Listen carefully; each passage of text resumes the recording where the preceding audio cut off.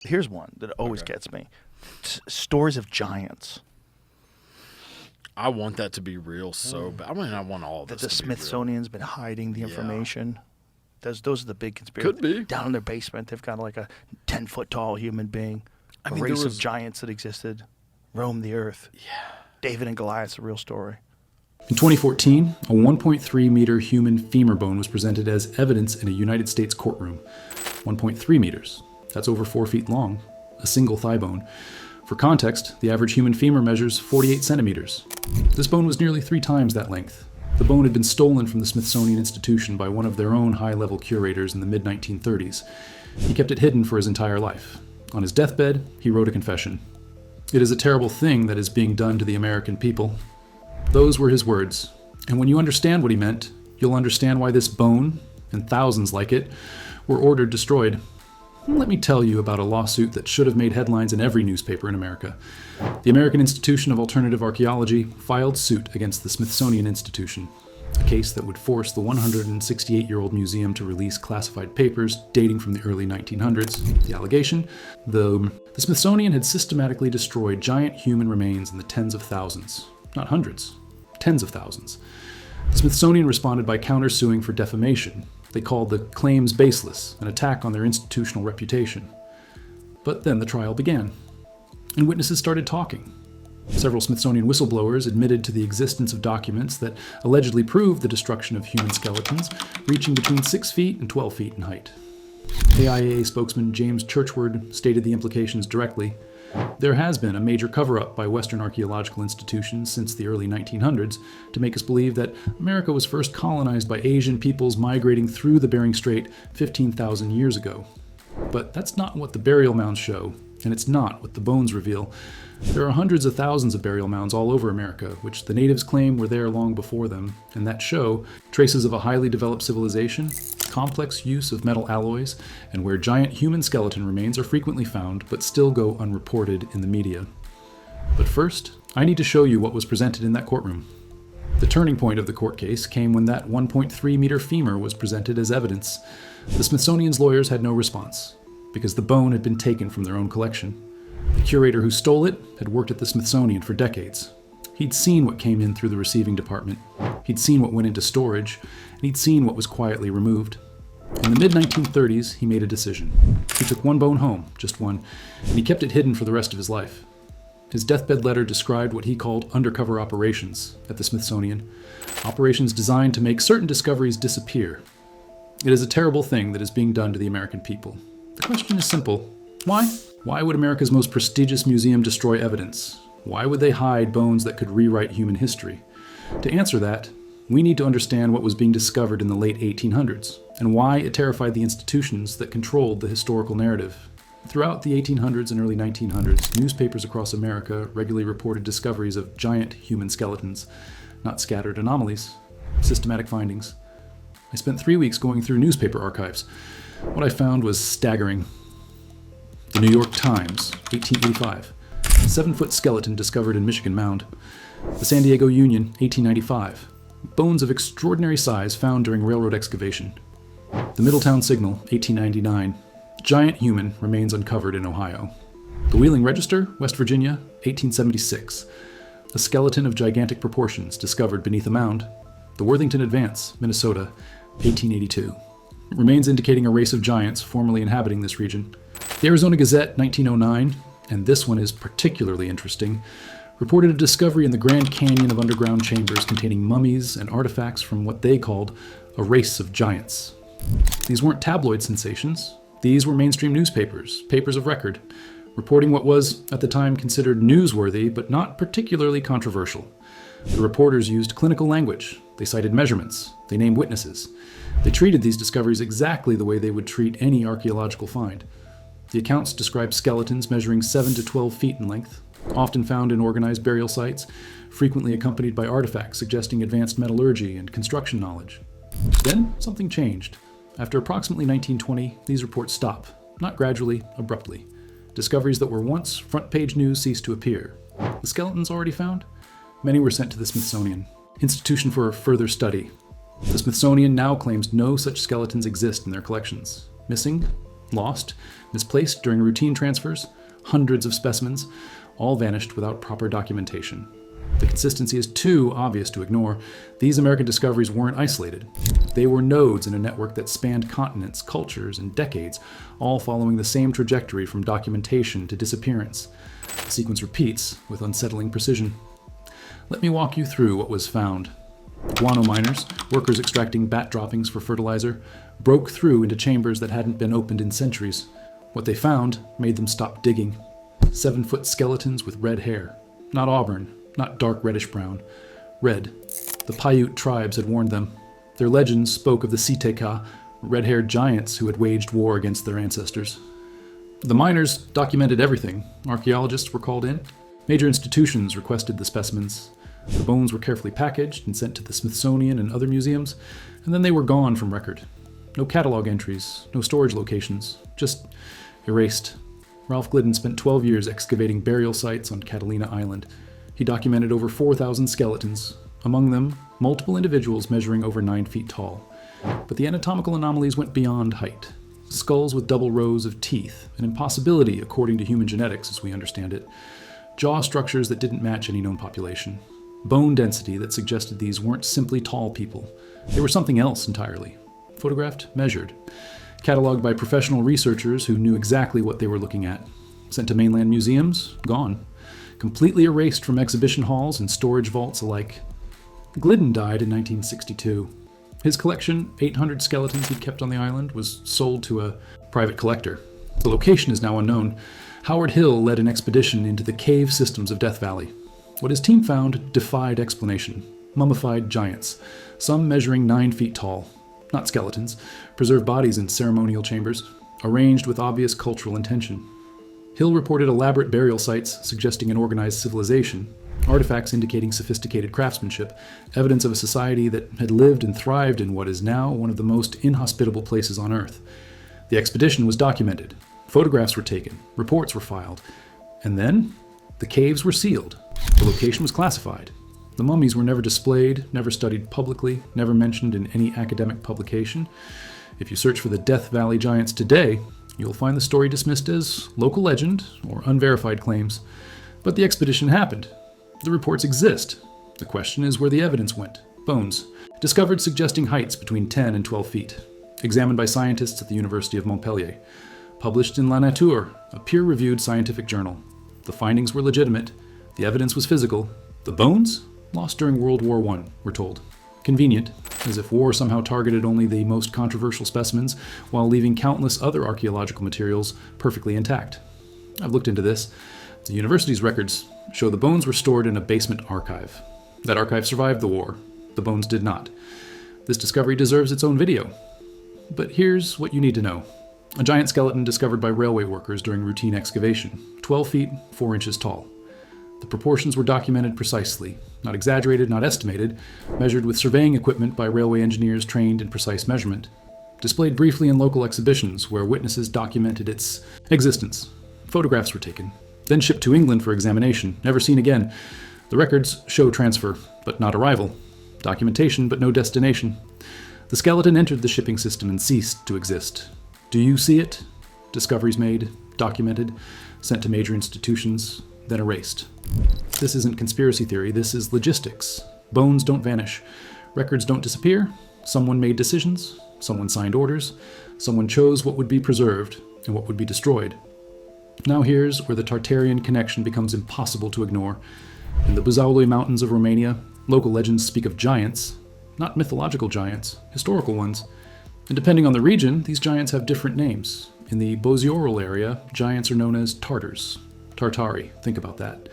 The local name for giants, actual giants whose bones were being discovered, was Tartars. The same word, the same people.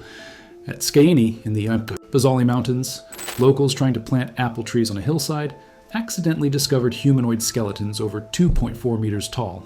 That's 8.2 feet.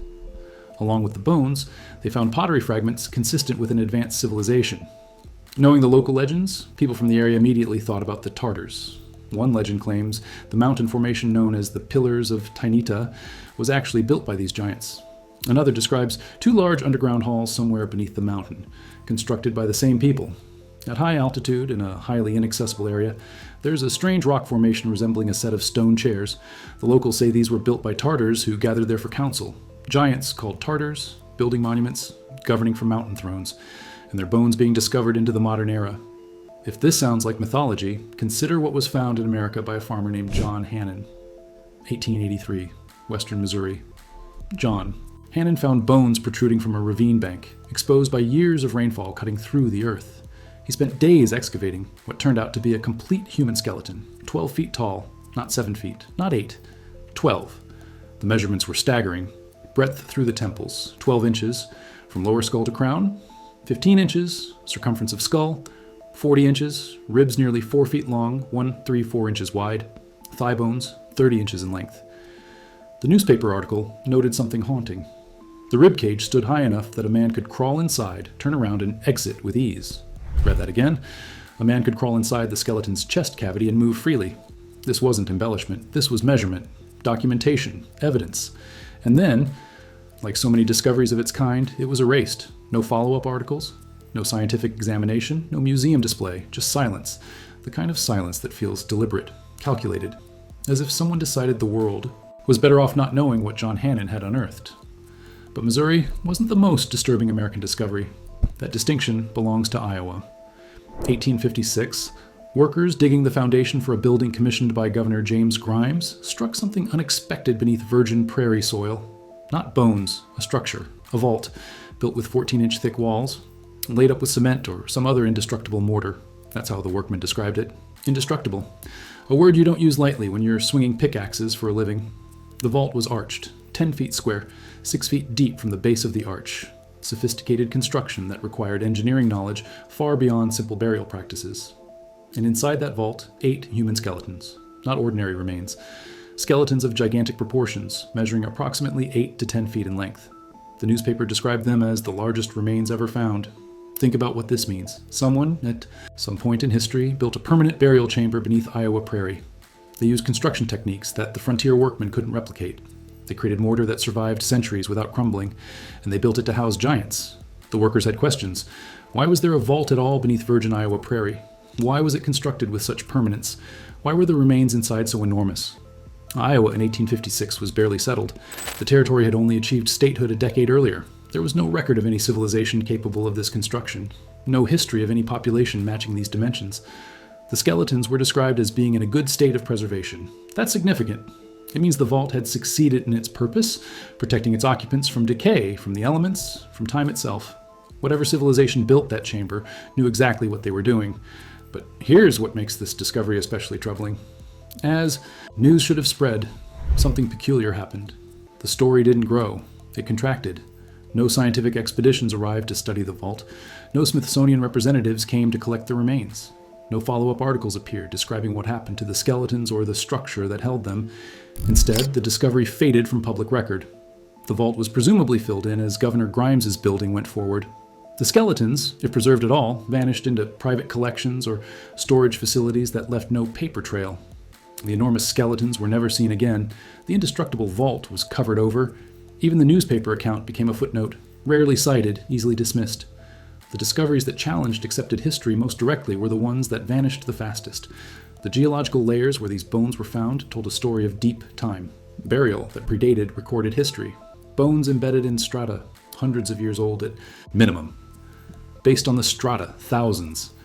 They'd been there long before the United States existed, long before European settlement, long before the Native American tribes, whose oral histories sometimes referenced something they called the Old Ones. And those oral histories are fascinating. The Cherokee traditions speak of a race of giants they encountered when they first arrived in the southeast. Not distant ancestors, contemporaries, beings they fought, negotiated with, and eventually watched disappear. The Paiute call them the Siteka, red-haired giants who lived in caves and waged war against the tribes. The elders say their ancestors trapped the last of them in a cave and set fire to the entrance. Lovelock Cave, the same cave where red-haired giant skeletons were discovered in 1911. The Iroquois speak of stone giants, beings who could move boulders that would take 50 men to lift. They say these giants built structures in an age before memory. The Navajo have the Yaitso, giant beings that preceded humanity. The Choctaw speak of Nahulo, a race of white giants who were eventually driven away. Different tribes, different languages, different regions. The same story. And here's what's crucial. These aren't vague myths about monsters in the darkness. They're specific accounts with geographic locations, physical descriptions, and cultural details that align with the archaeological evidence that keeps surfacing and then vanishing. When the bones are gone, only the stories remain, and stories can be dismissed as folklore, as primitive superstition, as the confused recollections of pre-scientific cultures.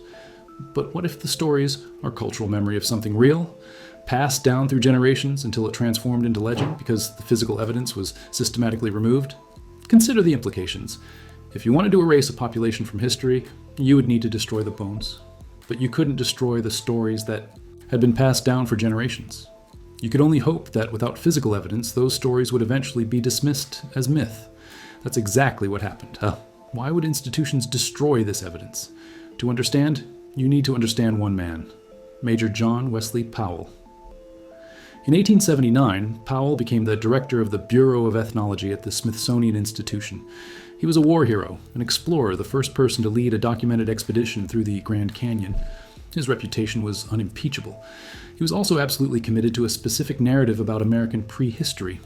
Powell believed, publicly and emphatically, that Native Americans arrived via the Bering Land Bridge relatively recently, that they developed in isolation from Old World civilizations, that they built nothing permanent, nothing monumental before European contact, and that any evidence suggesting otherwise was either fraudulent or misinterpreted. Under his direction, the Smithsonian became the gatekeeper of American archaeology. What Powell approved became accepted history. What Powell rejected disappeared. The giant discoveries created a problem. Giant skeletons suggested a different population, a different timeline, a different story entirely. They suggested contact with other civilizations. They suggested a history that predated the official narrative by thousands of years. Powell couldn't accept that. His career, his reputation, his entire worldview depended on his narrative being correct. So those discoveries were archived in ways that made them difficult to access, stored in facilities where they wouldn't be displayed, cataloged under misleading categories, or lost in vast collections where they could be forgotten. The whistleblowers who testified in the 2014 court case described this process in detail. Specimens would arrive at the receiving department. They would be logged, and then orders would come down from administration. Do not display, do not publish, archive indefinitely. This wasn't active destruction in every case. It was passive erasure, the quiet institutional decision that some evidence deserves study, and some evidence can be safely ignored. The coordination required for that removal is what makes this so unnerving. We're not talking about one institution in one country. We're talking about museums, universities, government agencies across every developed nation apparently following the same protocol. Receive giant remains. Acknowledge receipt. Then allow them to be erased from record. Someone issued those orders. Someone signed off on the destruction. And for over a century, no one asked questions. The timeline is not coincidental. Giant discoveries peak in the late 1800s. The same period Tartaria disappears from maps. The same period the photographs of unusually tall individuals in formal official positions stop appearing. After approximately 1920, the discoveries stop. The photographs stop. The maps have already been redrawn. If you wanted to erase a civilization from collective memory, wouldn't you start by erasing the most visible evidence? The individuals whose very existence proves something else was here? In Romania, they called the giants Tartars. In America, they sent their bones to the Smithsonian, where they were ordered destroyed. In Ireland, in France, in California, the same sequence, the same outcome. Discovery, documentation, transfer, disappearance, and then there are the photographs. Throughout the late 1800s, formal photographs exist showing individuals of extraordinary height, standing alongside normal-sized people. Not carnival attractions, these are official photographs. Government officials, military personnel, dignitaries in formal attire. The photographs show proportional individuals. Not the distorted features of pituitary gigantism, not trick photography. Real people, captured in the same formal portrait style used for presidents and generals. After approximately 1900, these photographs stop appearing. The giants in formal positions are erased from the record just as surely as the bones are erased from museum collections. The coordination required to erase evidence across multiple continents, multiple institutions, multiple decades. That's not incompetence. That's not accident. That's policy. The court case forced the Smithsonian to admit the existence of documents they denied for decades. The whistleblowers described operations designed to remove evidence from public knowledge. The curator who stole that femur knew exactly what he was preserving and what his colleagues were destroying. It is a terrible thing that is being done to the American people, The giants were real. The evidence existed. And someone decided you weren't supposed to know. But here's what they couldn't destroy. The architecture. The burial vaults built for bodies too large for normal humans. The doors and chairs and tools scaled for people who no longer officially exist. The bones are gone, but the buildings remain. The giants were real. The evidence existed. And someone decided you weren't supposed to know. That's the pattern. Discovery, documentation, transfer, disappearance. But here's what they didn't account for. The stories survived. The newspaper archives survived. The court records survived. And one curator's conscience survived long enough to steal a bone and write a confession. It is a terrible thing that is being done to the American people. Now you know what he meant. Subscribe if you want to see what else they buried. The evidence is surfacing. The question is whether you're paying attention.